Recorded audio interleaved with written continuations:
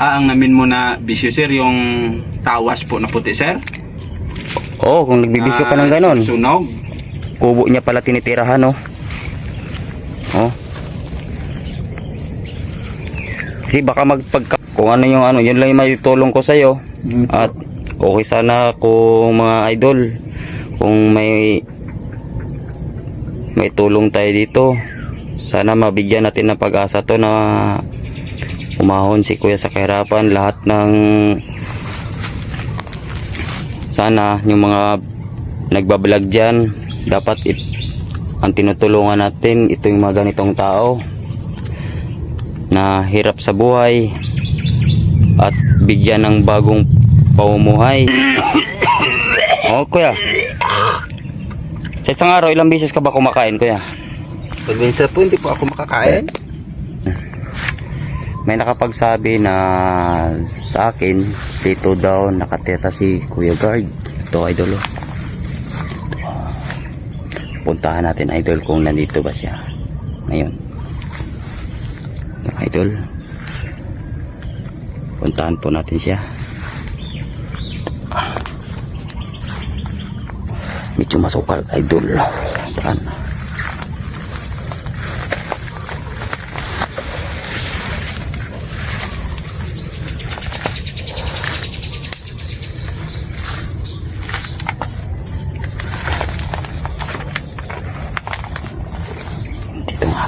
Yan.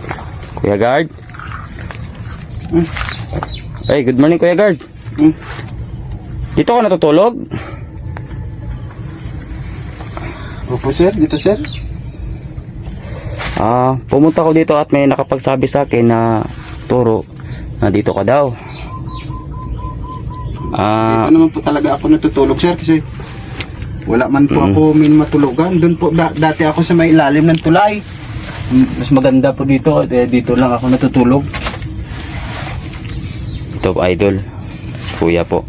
Kuya Guard, punta tayo dun sa sa kubo. Dun tayo, kain tayo doon. Kumain ka na ba? Hindi pa po sir. Saan ba yon sir? Dun sa kubo namin, yung kinunan mo noon ng mga kalakal. Yung mga kalakal doon na doon. Oo, doon kami minsan nagsasaing pag kami. Sige po. Kuya Guard, pwede pa kita Kuya Guard, interview ulit.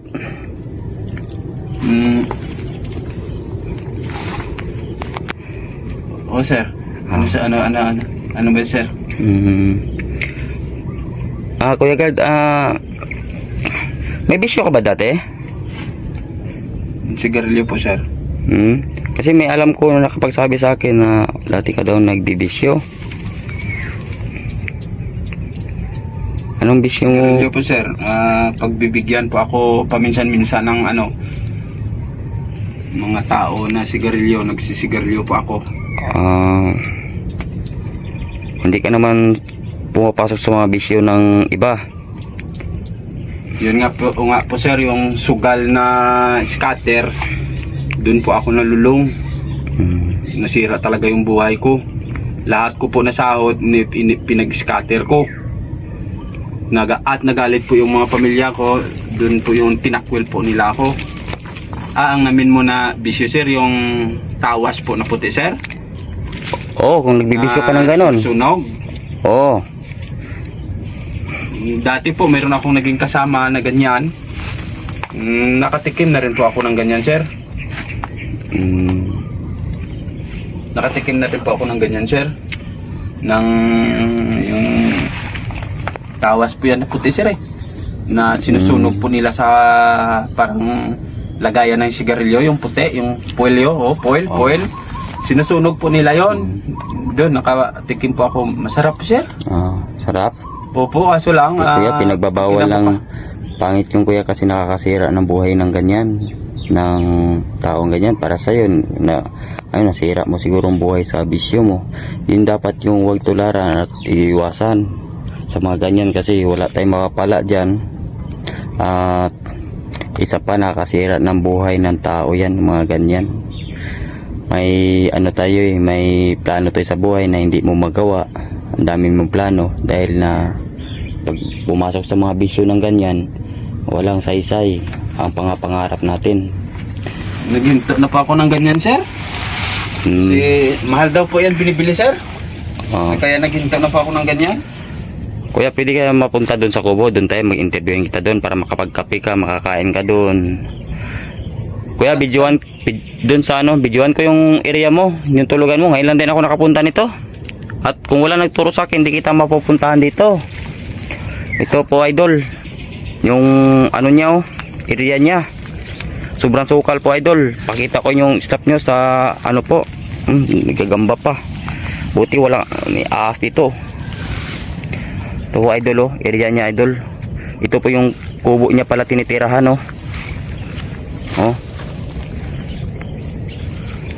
Kasi baka magpagkamalan ka ng ano, kuya guard. Magkapagkamalan ka ng quick. Baka dito ka nakatira, baka magpakamalan ka ng iba ng quick, dito ka nakatira. Wak. Hindi naman po siguro. Yun nga po yung sabi nila doon sa labas, sir. Sa may palengke. Oo. Sinabihan nila ako na magnanakaw daw ako.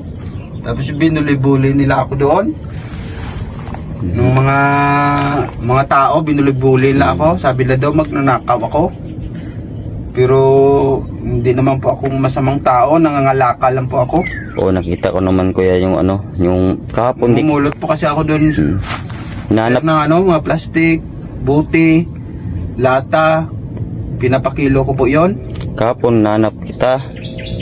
Ano kung saan ka kasi may dala akong bigas at saka sardinas sana sa'yo. Hindi naman kita makita at tinanong kita doon sa mga kaibigan ko kung sino nakakita sa inyo. Sa'yo. At para madalhan kita ngayon nakita kita at ano. Doon nakapagsaing na ako doon, may sardinas din tayo doon. Kuya, kain ko na tayo at doon kita interviewin. Pag ano? Saan po? Malayo po? Malapit lang Kuya Guard dito. Tara, sunod ka na lang sa akin Kuya Guard. Masama po yung pakiramdam ko, sir. Masama? Opo, masakit yung ulo ko. Nabasa po kasi kahapon ako ng ulan. Ba't nagkaputik-putik ka din Kuya Guard? Umulan po kasi, sir. Oo. Tapos, nung pauwi pa ako, maputik dyan sa daanan. Tapos hinabol pa po ako ng mga aso. Nakagat nga ako dito, sir. Buti, parang masakit po. Nakagat po ako. Hindi naman bumaon. Hindi ko nga po alam, pero masakit. Hindi naman po ako lumaban. Hindi naman po ako lumaban na pinatulan yung aso. Hindi ko naman pinatulan yung aso po. Dito ka din nagsisiyar Kuya? Opo. CR niya. Diyan na po rin ako tumatae. Kumukuha lang po ako doon ng tubig sa may drainage. Sa may malakas yung tubig doon sa drainage eh. Buti Sa may dito. subdivision po, malakas yung tubig doon. Doon po ako kumukuha ng ng CR. Buti din dito Kuya, wala kang hindi ka pinasukan ng ahas dito, sobrang sukal Tahimik po dito, sir. Walang mga tambay ditong nagtitrip. Wala pong tambay dito, sir, nagtitrip. Hindi katulad doon sa syudad na pinagtitripan ko nila yung pinagbintahan ko po ng bakal, kinuha po ng mga tao. Yun ang pasama din Oo, inarangan po nila ako. Ano yun? Alas 7 po ng gabi. Inabangan ko nila doon sa may ilaw, sa may gilid. Tapos sabi nila, hinto ako.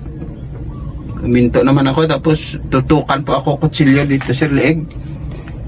Bakit wala bang... Tapos pira ko daw kunin. Wala bang tumulong? Natatakot po ako, sir, at binigay ko na po. Wala bang tumulong sa'yo na Wala naman po kasi hindi man po ako pinapansin ng mga tao. Pag minsan nga po, wala po akong may mapulot na mga kalakal, naghihingi na lang po ako. So mga idol, si Kuya. Sana matulungan natin to magbagong buhay mga idol. At sobrang layo pa din sa pamilya niya. Address mo Kuya, Bacolod? Opo, sir. Bacolod. Mas masama yung pakiramdam ko, sir. Kuya, bibilang kita ng gamot pag doon at makautang naman ako doon sa tindahan. Sama ka sa akin mamaya, utang tayo doon sa tindahan. Sige po, sir. Kung yun lang yung may tulong ko sa'yo.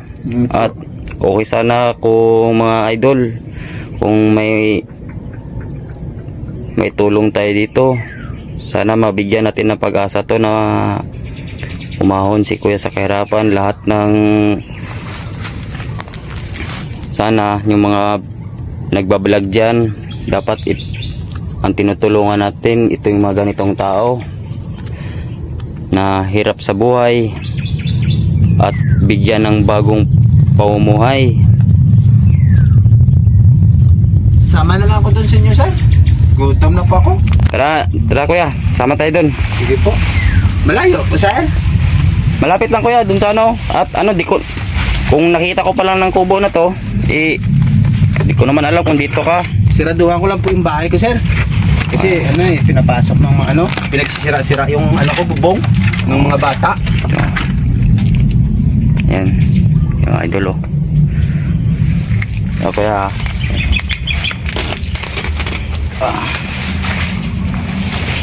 Yan po kuya oh.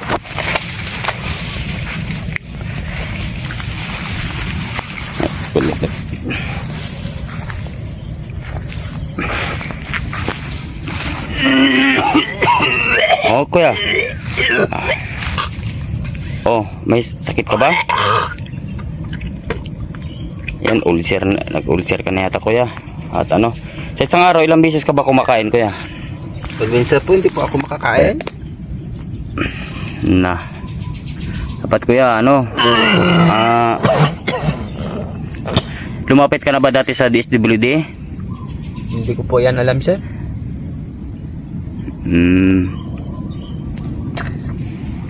Sige kuya, kain muna tayo dun para ano, mawala yung sakit ng ano mo. Ng tiyan mo, baka gutom na gutom ka na.